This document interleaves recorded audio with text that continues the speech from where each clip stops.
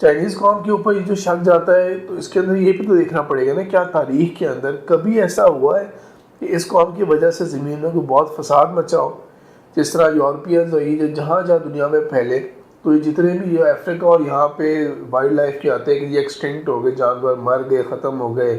فصلوں کے بارے میں یہ مسئلہ آ گیا، دنیا کے اندر یہ کن کن جگہوں پہ اوپر کون کون سی بیماریاں پھیلا رہے ہوتے ہیں یہ ایکسپیریمنٹیشن کے نام کے اوپر،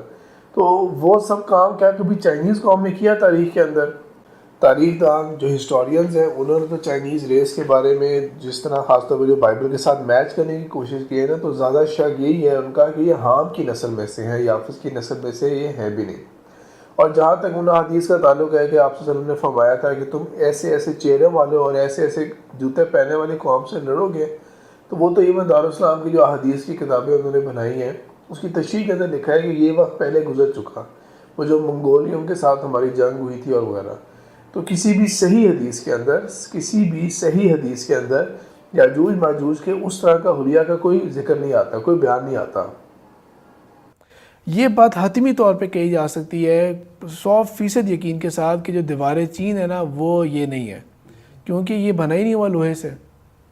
اس میں لوہا ہے ہی نہیں، کاپر ہے ہی نہیں اس کے اندر کہیں بھی۔ دیوار چین جو ہے نا وہ پہاڑوں کے اوپر بھی جا رہی ہے اور اس طرح کر کے اب وہ نہیں کہ اس کا کوئی سر پیر نہیں بنتا اس کے ساتھ،